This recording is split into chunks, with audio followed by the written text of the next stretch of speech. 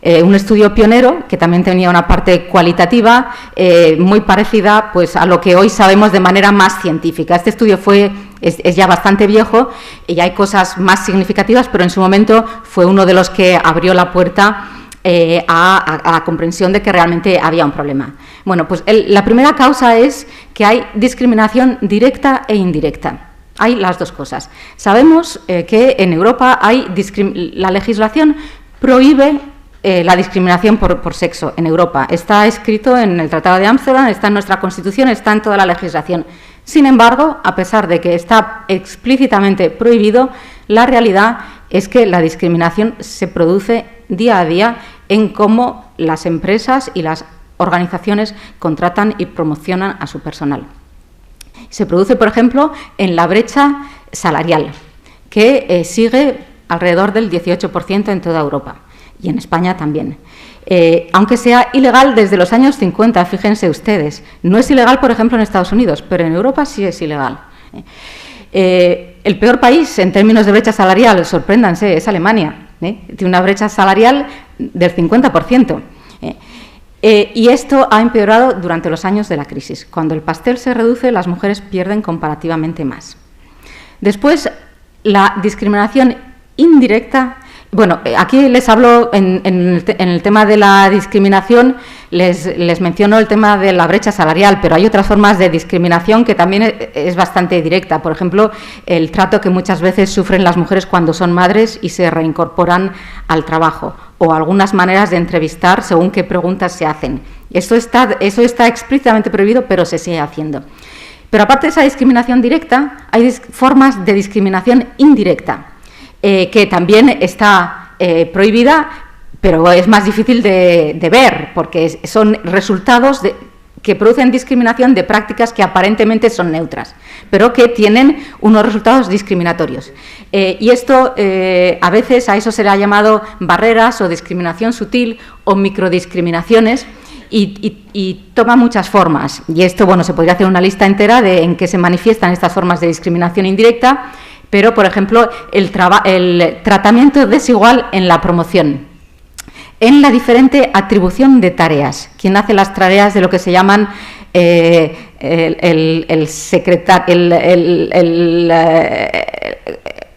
en la oficina, quien trae el café, así dicho de manera un poco a lo bruto, pero quien hace las tareas menos cualificadas y más de logística en las empresas, independientemente de su rango muchas veces, o a quién se les asignan los trabajos o las tareas más interesantes, las que son conducentes a una promoción, a una formación y a un mejoramiento y a un avance profesional. En esto hay muchos estudios que nos muestran que hay sesgos, por tanto, discriminación indirecta en cómo se toman estas decisiones, que muchas veces se hacen de manera inconsciente. Es muy importante saber y tener presente que mucha de esta discriminación indirecta no es ni consciente ni voluntaria, porque lo que pasa es que las personas y las instituciones, por tanto, funcionan como las personas, porque las instituciones son más que sumas de personas funcionando de manera estructurada.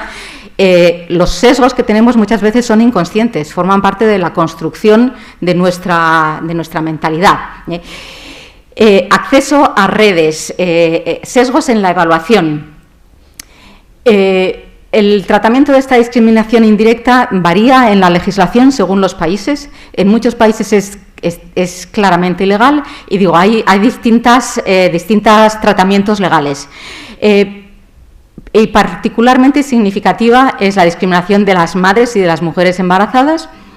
En algunos países, como es el caso español, esto está explícitamente prohibido desde el año 2007, desde la Ley de Igualdad. Está explícitamente prohibido y se considera, tiene el mismo tratamiento que la discriminación directa.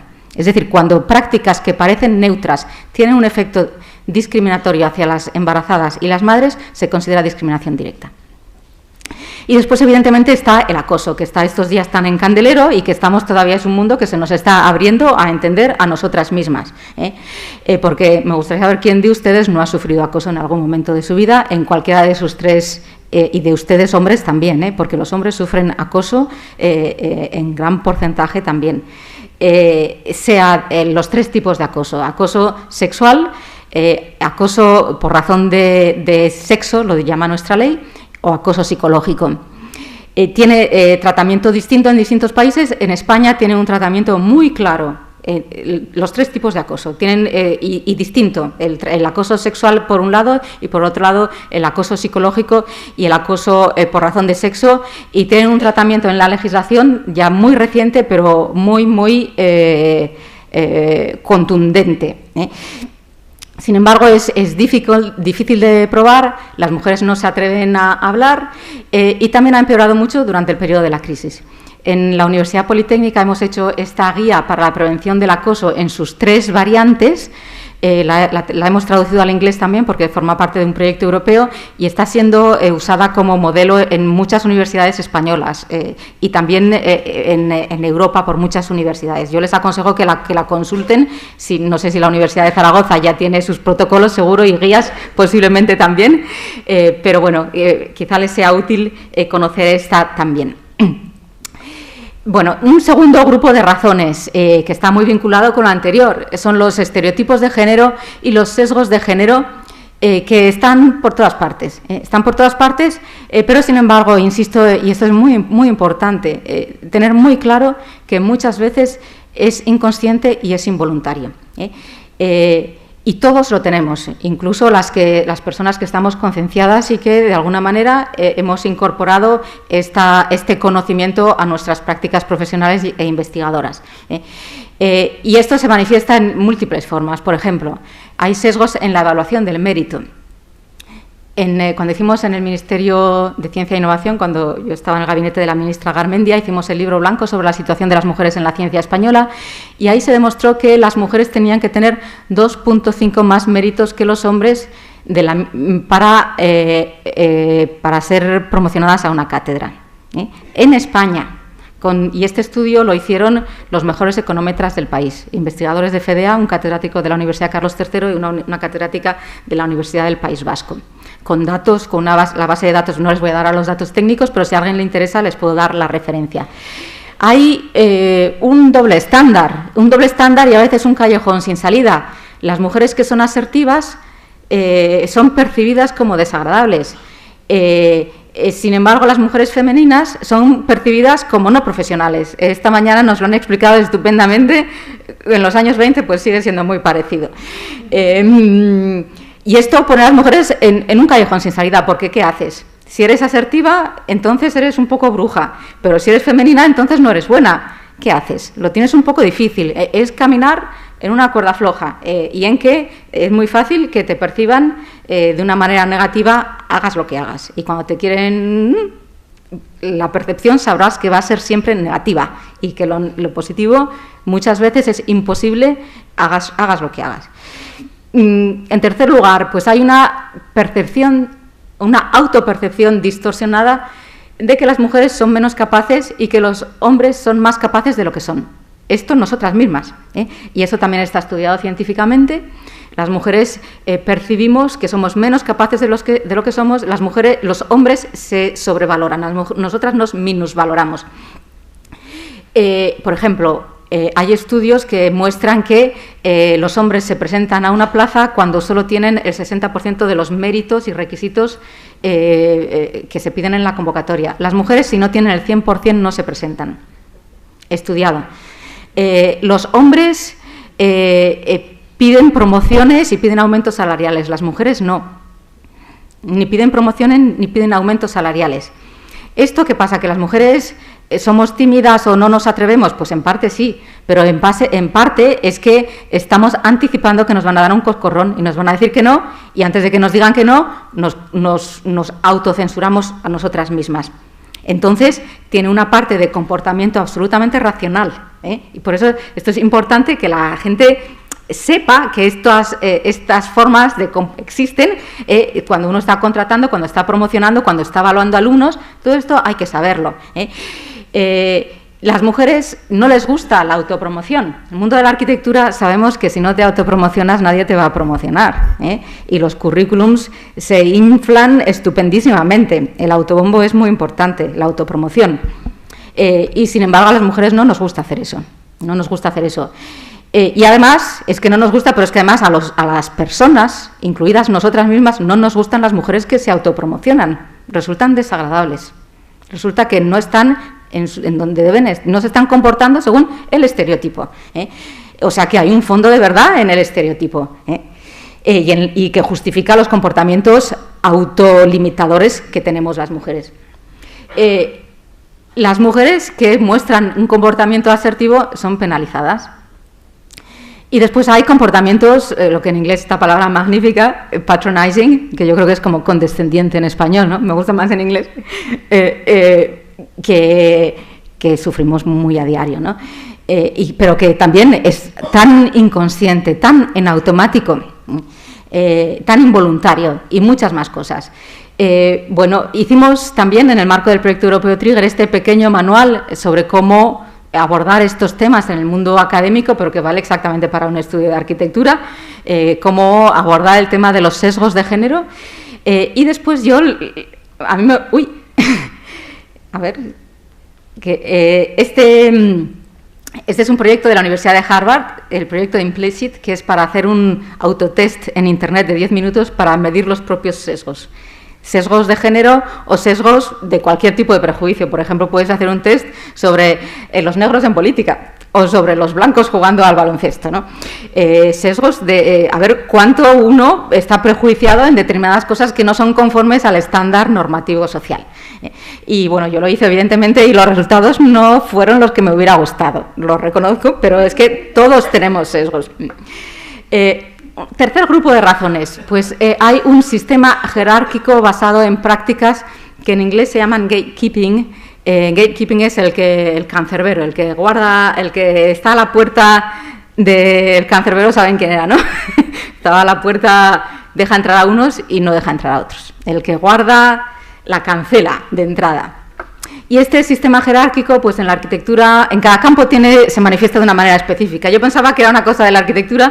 Cuando me fui a trabajar al gabinete de la ministra de Ciencia e Innovación, vi que los científicos hacían exactamente lo mismo, pero con algunas características exteriores un poco distintas, pero el fondo era exactamente igual.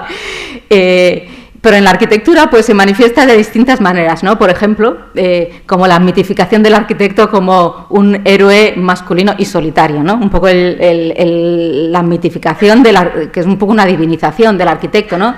Los grandes estudios de arquitectura son estudios, en España no, pero de cientos de personas. ¿Cuántas personas tienen los estudios de Rogers, de Nouvel?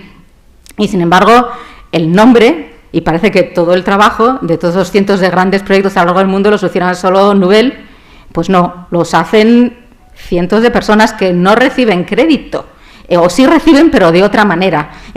Y sobre todo hay una distorsión de la realidad, de lo que es el trabajo profesional, de lo que es el mérito, de lo que es la contribución de todas las personas que contribuyen a eso.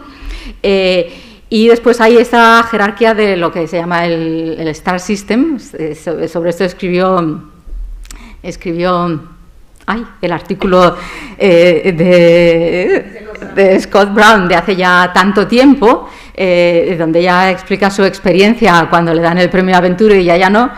Pero lo que me interesa es entender que ese sistema de jerarquía, la jerarquía solo existe porque solo puede existir cuando hay una base grande. Es parte consustancial de la jerarquía de que haya pocos en la cumbre el que haya muchos en la base. Y para que haya muchos en la cumbre, tiene que haber pocos en la cumbre. Mientras más queremos reconocido prestigio y que haya pocos de reconocido prestigio, más grande tiene que ser la base de trabajo no reconocido, que normalmente lo hacen mujeres, también hombres.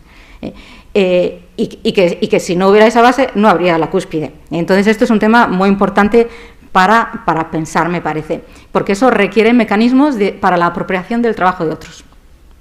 Y eso, evidentemente, supone además, y después ahí hay toda una serie de prácticas pues un poco dudosas, ¿no? Como la atribución no justa de los créditos y de la autoría, el no dar voz pública y visibilidad, el no reconocimiento del trabajo colaborativo, las prácticas de autopromoción.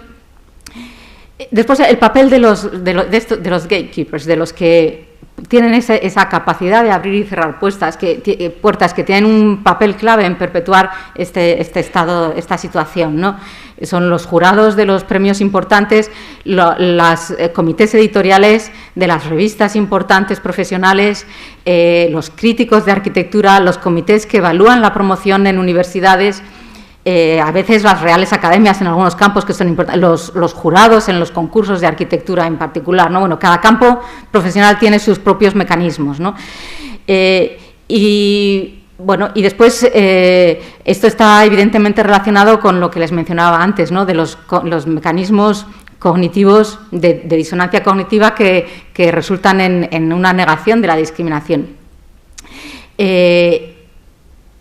Que ya los he explicado antes, lo tengo puesto aquí en la presentación, pero lo expliqué hace un momento. Y yo les traía estas ilustraciones. Esta es una foto que hice hace ya 10 años de cómo nuestros estudiantes ven la imagen del arquitecto. Esto es muy parecido a los dibujitos de Einstein que hacen los niños cuando se les pide dibuja a un científico. Te dibujan a Einstein con los pelos así.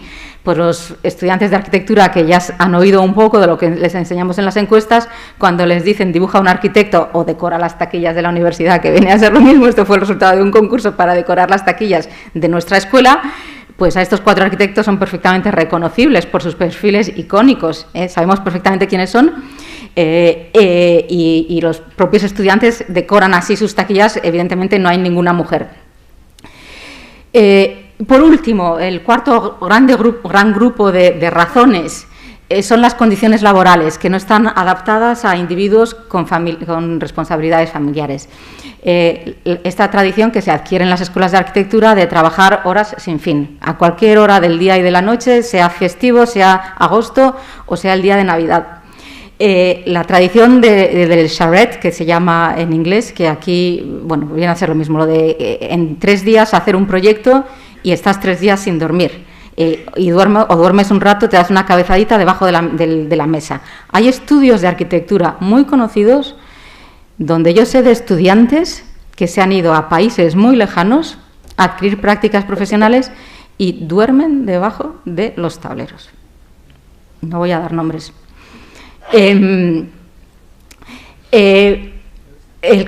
Personas que ocasionalmente tienen otras cosas importantes que hacer no son consideradas como arquitectos de verdad. Es que si te vas a recoger a tu niño a la escuela es que no eres arquitecto de verdad, porque lo más importante, lo único importante en la vida es hacer lo que corresponde en tu trabajo o en la universidad para ser arquitecto.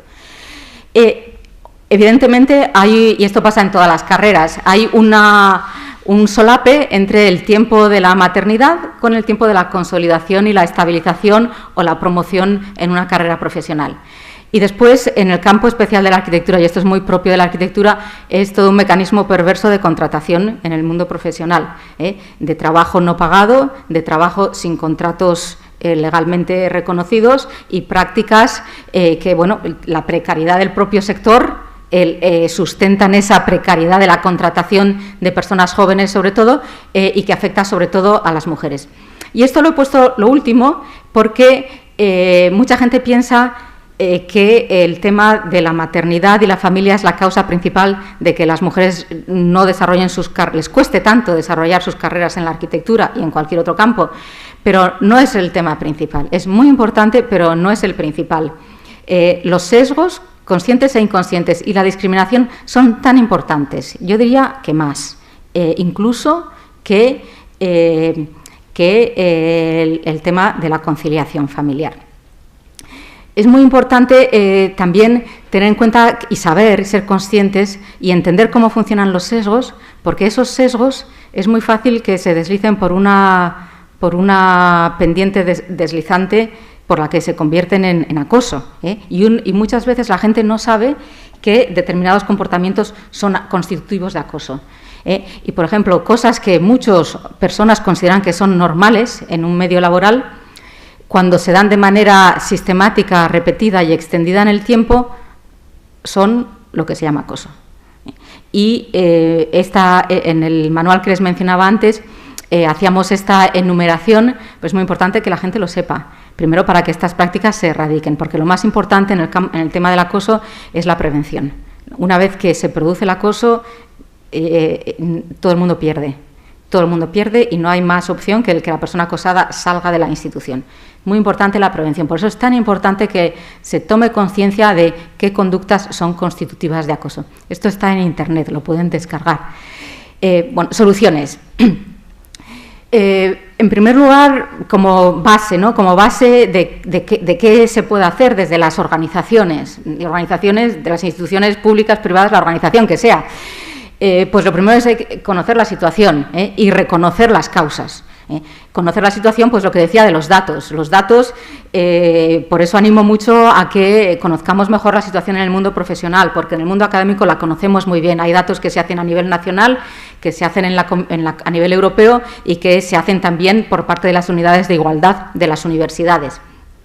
Y también hay muchos estudios académicos, o sea que sabemos, pero en el mundo laboral, en la arquitectura, insisto en ello, necesitamos saber mejor los datos. Y esos datos se tienen que dar a conocer, se tienen que difundir bien.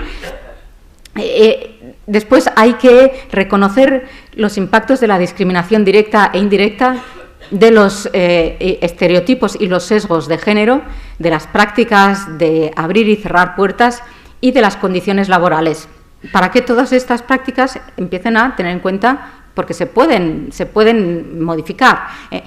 Y después hay que crear conocimiento y capacidad institucional en temas de género. Para eso hace falta programas de formación, hace falta que haya gente experta en esto, que se dedique a impulsar las medidas. Por ejemplo, las unidades de igualdad de las universidades son claramente el organismo que ha sido creado por la Ley de Igualdad del 2007 para ello. Eso es capacidad institucional, crear un órgano en la institución que tenga esa responsabilidad.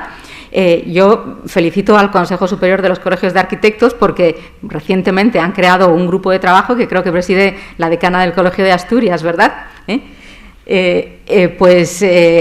Hola.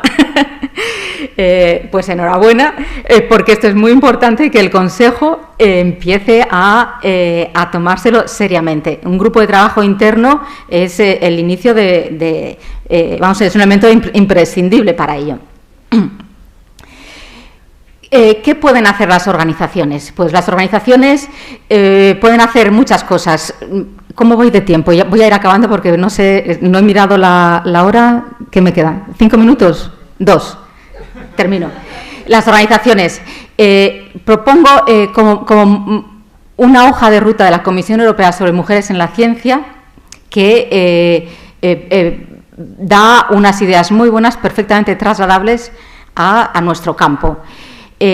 Un ejemplo de lo que se hizo en el Ministerio de Vivienda hace unos años, en el año 2007, con una serie de medidas específicas que muchas de ellas son perfectamente adaptables, por ejemplo, al mundo de los colegios de arquitectura, de los colegios de arquitectos.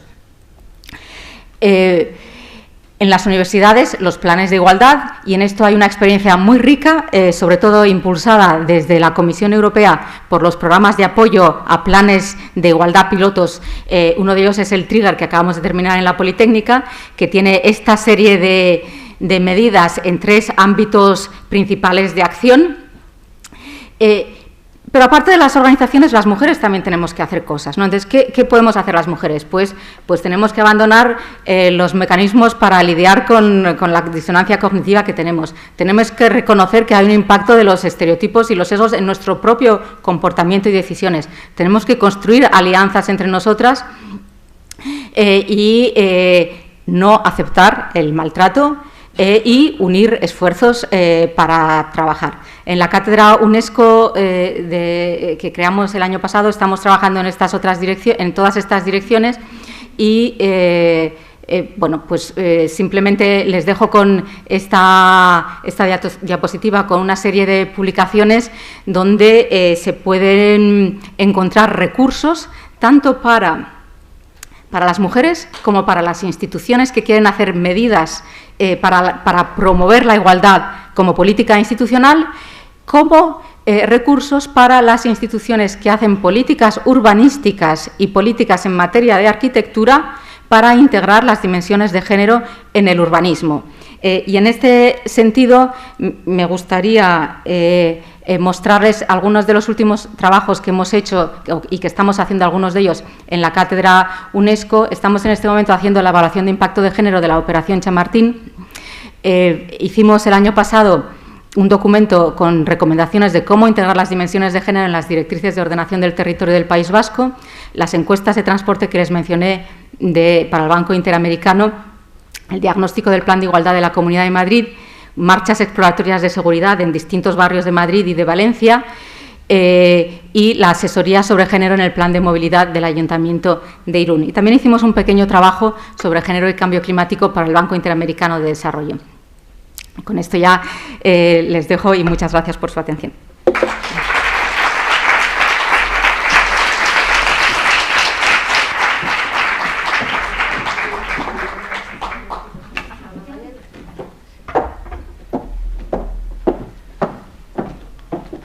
Bueno, muchas gracias a todos. Si os parece, vamos a abrir unos 5 minutos de turno de preguntas para las dos ponentes de la mañana. Entonces, si alguien quiere ser el primero, ¿quiere decir algo? ¿Nadie? Sonia, que te he visto por ahí, ¿no quieres comentar? ¿No quieres decir algo?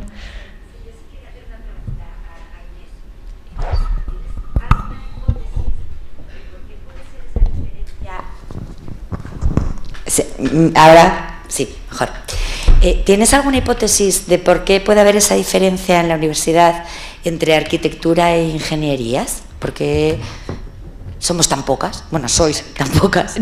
Bueno, en ingeniería son pocas, en arquitectura no somos pocas en la base. Sí, somos sí. muy pocas. ¿Te refieres a la integración vertical? A eso me refería. Pues yo tengo dos hipótesis, son mías las hipótesis, porque no he visto ningún estudio que aborde ese tema en concreto.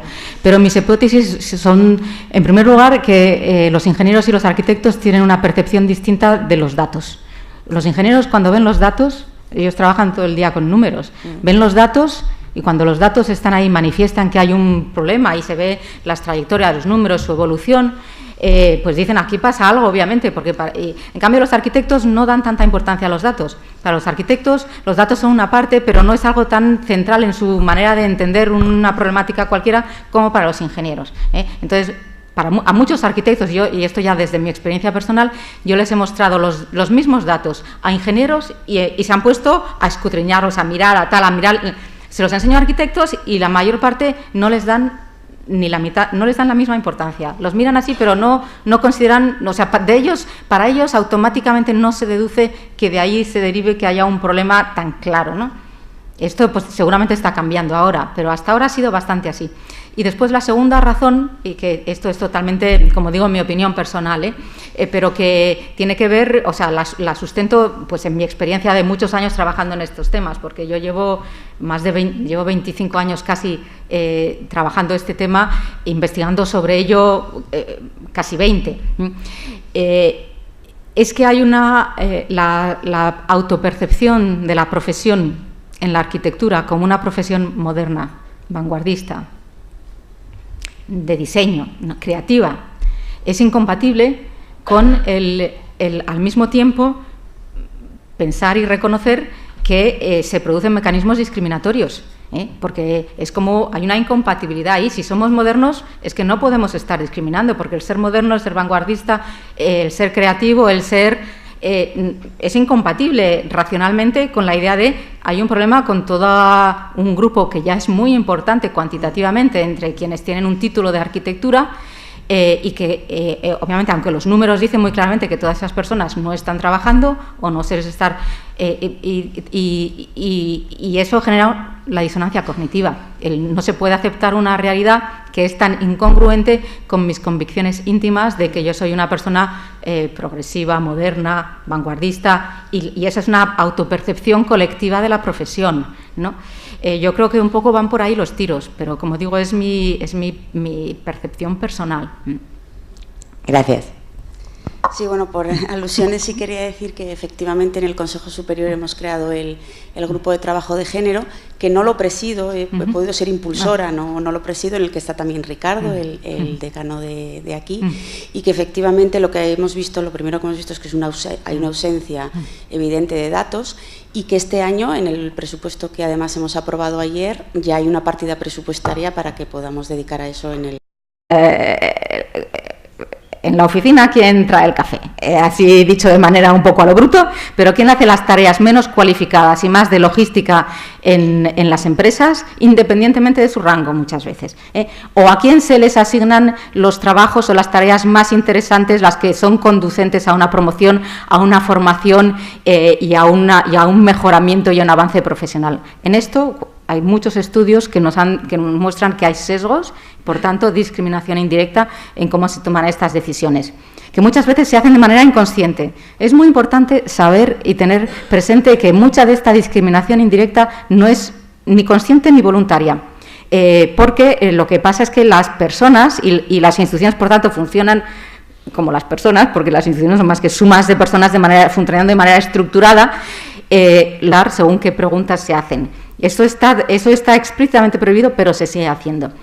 Pero aparte de esa discriminación directa, hay formas de discriminación indirecta, que también está prohibida, pero es más difícil de ver, porque son resultados que producen discriminación de prácticas que aparentemente son neutras, pero que tienen unos resultados discriminatorios.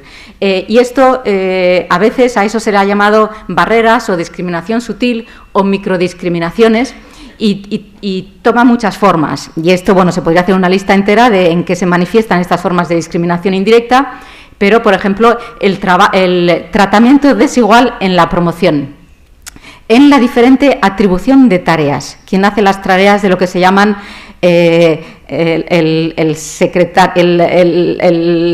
la brecha salarial, que sigue alrededor del 18% en toda Europa y en España también. Aunque sea ilegal desde los años 50, fíjense ustedes. No es ilegal, por ejemplo, en Estados Unidos, pero en Europa sí es ilegal. El peor país en términos de brecha salarial, sorpréndanse, es Alemania. Tiene una brecha salarial del 50%. Y esto ha empeorado durante los años de la crisis. Cuando el pastel se reduce, las mujeres pierden comparativamente más. Después, la discriminación indirecta. Bueno, aquí les hablo en el tema de la discriminación, les menciono el tema de la brecha salarial, pero hay otras formas de discriminación que también es bastante directa. Por ejemplo, el trato que muchas veces sufren las mujeres cuando son madres y se reincorporan al trabajo, o algunas maneras de entrevistar. Los sesgos que tenemos muchas veces son inconscientes, forman parte de la construcción de nuestra mentalidad. Acceso a redes, sesgos en la evaluación.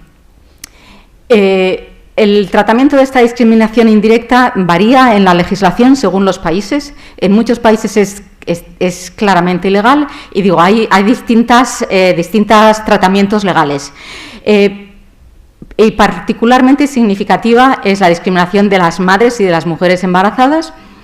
En algunos países, como es el caso español, esto está explícitamente prohibido desde el año 2007, desde la Ley de Igualdad. Está explícitamente prohibido y se considera, tiene el mismo tratamiento que la discriminación directa. Es decir, cuando prácticas que parecen neutras tienen un efecto discriminatorio hacia las embarazadas y las madres, se considera discriminación directa. Un estudio pionero, que también tenía una parte cualitativa, muy parecida pues, a lo que hoy sabemos de manera más científica. Este estudio es ya bastante viejo y hay cosas más significativas, pero en su momento fue uno de los que abrió la puerta a la comprensión de que realmente había un problema. Bueno, pues la primera causa es que hay discriminación directa e indirecta. Hay las dos cosas. Sabemos que en Europa la legislación prohíbe la discriminación por sexo en Europa. Está escrito en el Tratado de Ámsterdam, está en nuestra Constitución, está en toda la legislación. Sin embargo, a pesar de que está explícitamente prohibido, la realidad es que la discriminación se produce día a día en cómo las empresas y las organizaciones contratan y promocionan a su personal. Se produce, por ejemplo,